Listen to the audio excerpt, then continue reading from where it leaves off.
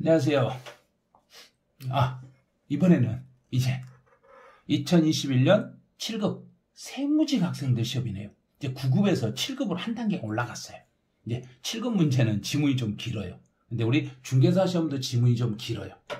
그래서 이 7급 시험이라고 하면 공무원 실제로 공무원에 가보면 이제 어떻게 보면 여러분들 공직에 가보시면 9급부터 시작해서 9급, 8급, 7급 이런데 그 연차가 한 10년 정도, 10년에서 한 13년 정도 9급에서 13년 정도 근무를 하셔야만 7급 정도 올라가요. 그러면 그 기간을 건너뛰고 7급으로 간다는 것은 그만큼 많은 것을 알아야 된다는 거죠. 그래서 그 내용이 좀 복잡해요. 그래서 7급은 우리 시험 수준보다는 약간 까다로울 수도 있어요. 그래도 연습을 하셔야 돼요. 그럼 이제 1번 문제 한번 볼게요. 부담부 증여에 대한 설명으로 옳지 않는 걸 찾아라. 부담부 증여. 부담부 증여라는 것은 부채가 부담된 증여를 부담부 증여라고 하는데 여기서는 주의할 게 두 가지가 있었네요. 배우자나 직계 존비속이 아닌 사람이 부담부. 그럼 부담부 증여는 이제 이렇게 나눌 때 배우자나 직계 존비속이 아닌 사람이 상대방의 채무를 인수했을 때는 그냥 상대방의 채무를 인수할 때 배우자나 직계 존비속이 아니었을 때는 바로 양도로 봐요. 배우자나 직계 존비속 아니면 아무 상관없어요. 상대방의 채무를 그냥 제3자의 채무를 내가 인수를 했다. 그럼 인수한 만큼은 상대방이 나한테 양도한 걸로 보는 거예요. 유상으로 내가 그 사람한테 대가를 준 걸로 인정이 돼가지고 양도한 걸로 해석이 됩니다. 두 번째는 배우자나 직계 존비속 간의 부담부 증여에 대해서는 여기서는 이제 주의하셔야 될 게. 자, 원칙. 배우자나 직계 존비속 간의 부담부 증여는 원칙은 증여로 봐요. 증여로 보고 이제 그 채무 인수 사실이 채무를 인수한 사실이 객관적으로 증명이 되면 그때 가서 유상으로 봐서 이게 양도로 보는 거예요. 이렇게 되는 거예요.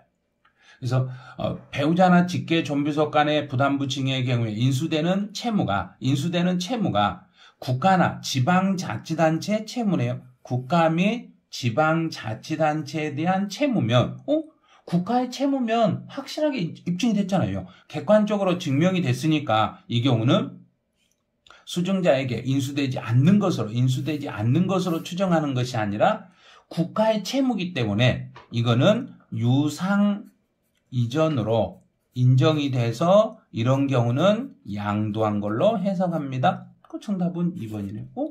이것도 우리가 충분히 풀 수 있는 문제들이네요. 이런 정도는. 3번은 부담부 증여 시 수증자의 증여재산 가액은 그래서 증여재산 가액이라는 것은 증여세를 물리는 것은 부담부 증여에서 증여세를 물리는 것은 채무 인수를 제외한 나머지가 전체 중에서 채무 인수액을 뺀 나머지를 증여재산 가액이라고 그래요. 그래서 증여재산에 담보된 채무로서 수증자가 인수한 금액을 뺀 금액을 증여재산 가액이라고 합니다. 전체 중에서 수증자가 인수해 간 거 빼고 나머지는 그냥 증여로 이렇게 해석합니다. 이 말이에요. 네 번째로 부담부 증여. 요거 우리 작년 30일에 공인중개사 시험 문제 출제했던 지문이네요. 그래서 부담부 증여에 대해서는 양도일이 속하는 달의 말일부터 3개월 안에 예정신고를 하는 거예요. 그래서 일반적인 예정신고는 양도일이 속하는 달의 말일부터 2개월 이내에 예정신고를 하게 돼 있지만 부담부 증여는 예외적으로 증여세하고 신고 시기를 일치시켜주기 위해서 부담부 증여는 예외적으로 3개월 안에 신고를 해주시면 돼요. 자, 5번. 증여 부동산을 담보로 제3자 명의로 대출을 받았으나 제3자 명의로 대출을 받았지만 증여자가 사실상 채무자로 확인되는 경우는 증여자가 사실상 채무자로 확인이 됐다 이 말은 사실상 현황에 따라서 사실 판단해서 이제 이 채무를 제3자 명의로 대출을 받았지만 실제로는 증여자의 채무라는 게 확인이 되면 수증자가 그 채무를 인수해도 이것도 사실 인정이 돼가지고 사실 확인이 되니까 이런 경우는 양도한 걸로 보겠습니다. 이렇게 되는 거예요. 그래서 사실상 현황에 따라서 제3자 명의로 대출을 받았더라도 증여자의 대출금, 증여자의 채무라는 게 확실하게 증명이 되면 수증자가 그걸 인수했을 때는 그 부분만큼은 양도한 걸로 보겠습니다. 이렇게 가는 거예요. 부담부 증여는 이 정도 해주시면 돼요. 오늘 엄청 복잡한 문제가 나왔네요. 엄청 복잡하다 이게요. 그래서 2018년 기속 종합소득세에 대한 자료이다. 여기서는 제척기간과 소멸시효에 대한 설명을 옳지 않, 공무원 학생들 9급 시험과 7급 시험에서도 또는 공인회계사 시험에서도 제척기간이 나왔었는데 그런데 또 7급 국가직 시험에서 제척기간하고 소멸시효가 또 나왔네? 야, 이거 진짜 중요하게 생각하네요, 교수님들은. 엄청 중요하게 생각하니까 우리도 한 번 정도는 더 한번 분석을 해보셔야 돼요. 근데 2018년 소득세 신고를 하지 않았습니다. 신고는 언제까지 해야 되냐면 여기서 신고는 다음 연도 2019년 5월 1일부터 5월 31일까지 신고를 했어야 돼요. 5월 1일부터 5월 31일까지 신고를 해야 돼요. 신고를 해야 되는데 여기서 5월 1일부터 5월 31일 사이에 신고를 안 해버렸어요. 신고를 해야 되는데 신고를 안 했네. 그건 뭔 말이죠? 신고를 해야 될 사람이 신고를 안 했어요. 그러면 정부가 이제 조사를 해야 되겠죠. 조사하는데 몇 년 조사해요 그러면? 이거 앞에서 배웠던 내용이네요. 제척기간, 우리 이제 다 배운 제척기간을, 그럼 양도소득세나 종합소득세는 소득세니까 신고를 안 했을 때는 무신고하면 7년이네. 7년? 그 부과할 수 있는 날로부터, 그럼 부과할 수 있는 날로부터 7년간 조사하고 7년이라는 시간이 지나면 더 이상 조사가 불가능합니다. 그다음에 근데 여기서 부과할 수 있는 날로부터 7년 이내에 부과를 하면 되는데 2020년 2월 27일 날 납부 고지서에 우편 송달했고 3월 2일 날 가백에 도달이 됐는데 3월 20일까지 돈 좀 내주세요 하고 3월 20일까지 돈을 내달라고 고지서가 날라왔네. 그런데 이 사람이 12월 말까지 계속 세금 안 내고 버티고 있어요. 계속 버티고 있네요. 그럼 이제는 뭐가 되냐면 소멸시효가 진행이 되겠죠. 소멸시효라는 것은 고지서가 날라왔으니까 납부 기한의 다음 날부터, 소멸시효라는 것은 납부 기한 그랬으니까 3월 20일이 이날이 납부 기한이니까 3월 20일이 지난 다음 날, 그럼 3월 21일부터 5년간, 왜 5년이냐면 금액이 2천만 원밖에 안 되니까 국세인 경우는 5억이 넘어가면 10년의 소멸시효가 진행이 되고 5억이 넘지 않으면 5년의 소멸시효가 진행이 돼요. 그래서 여기는 5년간, 5년이 경과되면 더 이상 세금을 징수할 수가 없습니다. 그럼 2번 틀렸네요. 그다음 동그라미 1번은 납세의무의 성립식이에요. 그럼 성립이라는 것은 과세 기간이 끝나는 때 성립이 됩니다. 과세 기간이 끝난다. 그럼 과세 기간은 2018년 과세 기간은 2018년 1월 1일부터 12월 31일까지예요. 지금 2020년까지 계속 쭉 이 사람이 지금 살아있으니까요. 고지서를 보내고 막 했겠죠. 그래서 2018년 1월 1일부터 12월 31일까지니까 납세의무의 성립은 과세 기간이 끝나는 12월 31일에 성립이 됩니다. 이런 거예요.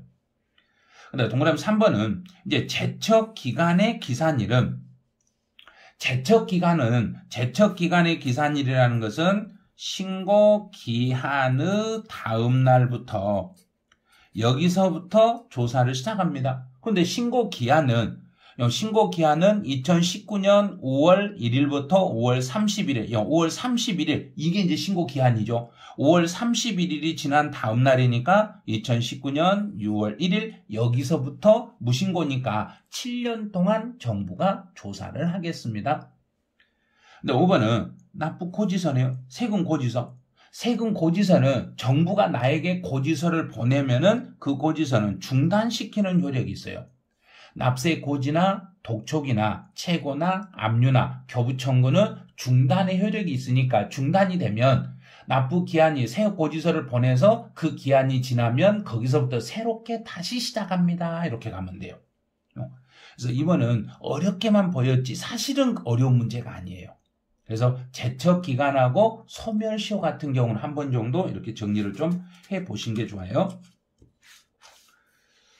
그 다음에 문제 3번을 봤더니 이거는 또 공인회계사 시험에서는 여기 공인회계사 시험 문제는 문장으로 출제했죠. 문장으로 출제했는데 7급 세무직 시험에서는 계산 문제로 출제했네.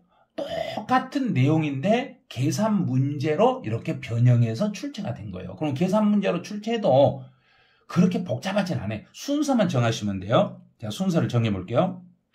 주택의 매각 대금은 7천만 원이다. 그러면 7천만 원이 먼저 매각 대금이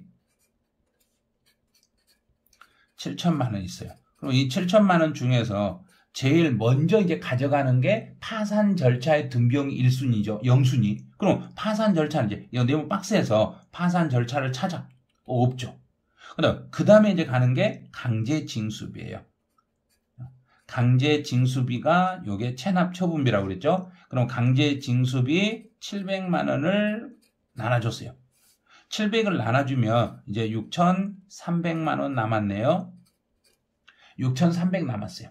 그럼 여기서 다시 또 뭘 빼는가 보죠. 강제징수비 이제 이걸 뺐어요. 자, 그럼 이제 남는 게 종합소득세하고 설정하고 돼 있고, 여기 소액이 있네. 소액이요. 소액 임차보증금. 소액 임차보증금은 4천만 원 중에서 우선 변제받을 수 있는 게 1,500만 원 있습니다. 또 임금채권 중에 최종 3월분 인거 먼저 소액 임금채권 1,800만 원 있습니다. 이거 먼저 주는 거예요. 자, 그러면 이게 먼저 가져갔죠. 먼저 가져갔으니 가져갔다 체크해버린 거예요. 자, 여기까지 딱 빼봐요. 여기까지 뺐더니 6,300에서 1,500, 1,800을 빼니까 이제 3천만 원 남았네요. 3천만 원 중에서 이제 누가 이제 먼저 가져가는 거 봐요. 이제 봤더니 신고일은 5월 20일이고 저당권 설정일이 5월 25일이에요. 그럼 이제 법정기일, 여기가 이제 신고일이 요 날이 법정기일이니까 법정기일보다 늦게 나중에 설정이네요. 법정기일보다 나중에 설정이 됐으니까 먼저 세금이 먼저 가져가는 거예요. 근데 세금이 먼저 가져가는데 세금이 종합소득세 8천만 원 줘 그랬네요. 그런데 지금 손에 들고 있는 게 3천만 원밖에 없으니까 세금으로 3천만 원 이렇게 가져가면 돼요. 그래서 세금으로 분배받을 수 있는 거예요. 종합소득세로 징수할 수 있는 금액은 얼마예요? 그랬으니까 3천만 원이 전부예요. 이렇게. 더 이상은 주고 싶어도 부족하니까 못 주는 거예요. 그래서 3천만 원만 먼저 가져가는 거예요. 이렇게. 그래서 세금으로 가져갈 수 있는 돈은 3천입니다. 알고 보면 이론 문제 푸는 것보다 이 계산 문제 푸는 게 훨씬 쉽거든요. 계산 문제 푸는 게 훨씬 쉬운데 많이 이제 계산 문제가 나오면 많이 복잡하게 생각을 하세요. 그래서 그 계산 문제가 나오더라도 계산이 아닌 이론 문제라고 생각하고 접근하시면 돼요. 그래서 여기서 이제 알아야 될 것은 소액 임차 보증금이나 소액 임금 채권은 체납처분비, 강제징수비한테는 우선하지 못하지만 국세보다는 우선할 수 있다는 걸 기억하셔야 되고, 법정기일 전에 설정을 했으면 법정기일보다 먼저 설정했으면 설정이 먼저 가져가고 법정기일보다 나중에 설정이 됐으면 세금이 먼저 가져가요. 그래서 이 문제에서는 법정기일 이후에 설정을 했기 때문에 세금이 먼저 분배 가져가니까 종합소득세로 가져갈 돈이 총 8천 중에서 지금 남아있는 돈 3천밖에 없으니까 3천만 원 전부를 종합소득세로 분배를 해주셔야 됩니다. 이렇게 가는 거예요. 제 7급 공무원 학생들 문제를 이렇게 풀어봤더니 여기는 문제도 난이도가 꽤 상당히 높죠. 난이도가 높고 지문이 상당히 분석을 해야 돼요. 그래서 이제 우리 중개사 시험은 이렇게 분석적으로 시험에 출제는 잘 안 되는데 그래도 이런 문제를 가지고 중개사 시험에 어떻게 문제가 출제될지 예측을 해보는 것도 아마 도움이 좀 되실 거예요. 그래서 7급 세무직 시험이 여러분들에게 조금이라도 도움이 되셨는가 모르겠네요. 자, 그럼 여기서 7급 세무직 시험의 해설은 마치죠. 자, 그럼 시험 잘 보시기 바라네요. 자, 여기서 끝. 안녕히